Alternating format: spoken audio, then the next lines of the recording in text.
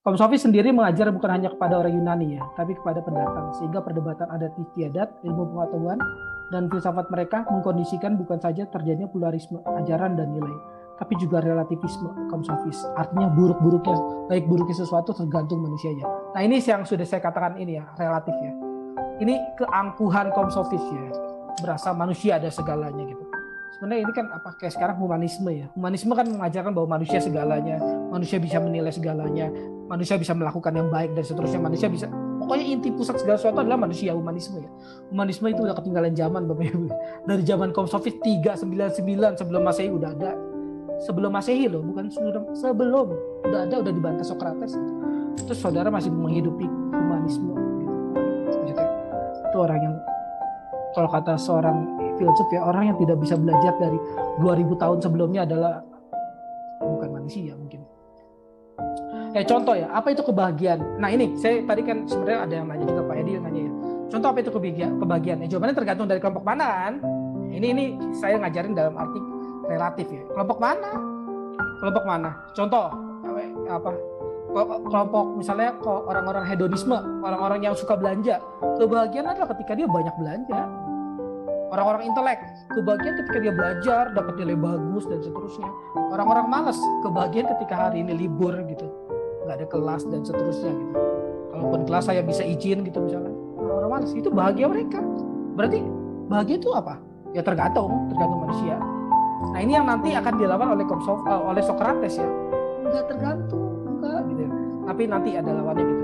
Tapi sekarang Bapak Ibu maksudnya oh iya ya dapat dulu, misalnya dapat dari kaum Sofis. Kaum Sofis ada benar ya loh ketika mengatakan ini. Ini kan relatif loh. Maksudnya kan kita nggak bisa benar kan? Kebagian emang tergantung kelompok mana yang ngomong kan gitu.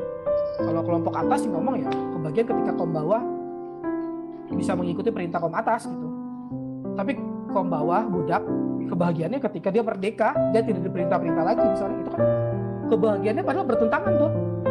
Yang atas pikir ke bawah, yang bawah pikir ke atas, tapi dua-duanya bisa sama-sama bahagia gitu. Bahagia kalau yang ini terjalani, bahagia kalau yang ini terjalani. Contoh lain, hukum pengadilan sendiri dibuat oleh jenis-jenis manusia, sehingga bisa berbeda-beda. Di daerah satu yang dengan yang lainnya beda. Hukum pengadilan beda. Saya sudah katakan ya ada apa hukum pengadilan dalam suatu daerah itu wanita itu boleh menikah 2 kali gitu. Beda loh. Di Indonesia kan poligami ya. Kalau dalam suatu daerah poliandri gitu. Itu beda loh gitu. Ya. Sehingga kalau kita konsepkan tarikan pengikutan Karl Marx ya dengan penentangnya kan Karl Marx itu kan Karl Marx saudara tahu ya. Karl Marx itu memperjuangkan kelas bawah ya. Dia curiga terhadap kaum atas dan maksudnya ini ya dan menuntut kaum atas untuk ini ya jangan marginalkan kaum bawah gitu. Dia berjuang dari bawah ke atas dan seterusnya gitu. Nah, ini akan selalu ada ya. Karena ya tergantung orang bawah kan pengennya selalu merdeka, terus orang atas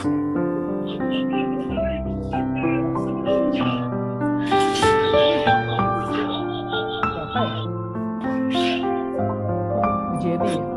Bu Jenny ya. Bu Jenny. Itu kalau suara TV sekencang itu apa bisa dengar suara saya ya? Mungkin suara TV yang sedang dipelajari bukan suara saya. Waduh, maksudnya sayang ya kalau kuliah kan udah bayar ya, nggak dapat pengetahuan gitu. Sayang banget gitu. Socrates itu mengajar ya, pengetahuan tidak dibayar gitu. Dan banyak yang ikutin ya. Terus ada orang nggak bayar, nggak dapat pengetahuan itu kan sayang sekali. Ya tapi kita tidak bisa paksa semua jenis orang harus sama dengan kita lah. Tapi kita bisa encourage orang untuk harusnya tahu kebenaran lah, tahu kejujuran, tahu keutamaan gitu, tahu yang baik lah dan seterusnya. Karena ujung-ujungnya kata kaum Sofis kebenaran itu tidak ada. Kebenaran itu tergantung situasinya. Nah, ini hati-hati. Ini ekstrimnya kaum Sofis gitu. Jadi kita hati-hati kalau belajar kaum Sofis yang salah ini, kita nggak setujunya di sininya. Bukan nggak setujunya di sininya loh. Di sini kita setuju emang bahagia dalam arti tertentu ya tergantung kelompok yang mana. Nggak setuju. Jadi kalau saudara belajar hati-hati ya. Nah ini emang sih ya harus belajar logika juga ya. Maksudnya jangan hanya filsafat ya. Logika itu harus belajar juga tahu Bapak Ibu benar ya. Jadi connect gitu. logika ya, dalam kelas logika nggak apa-apa ya, tapi kan saya bolak-balik juga. Dalam kelas logika itu nggak boleh seperti ini, black and white fallacy. Melihat hanya dua sudut pandang aja gitu. Kalau yang di sini benar, pasti di sini salah. Yang di sini salah, di sini benar. Nggak boleh begitu. Home office jadi jagoannya apa musuhnya kira-kira? Home office itu musuhnya, orang yang brengsek dia, berarti salah semua pikirannya. Nggak boleh begitu. Itu namanya pakai black and white fallacy gitu. Kekeliruan berpikir black and white gitu.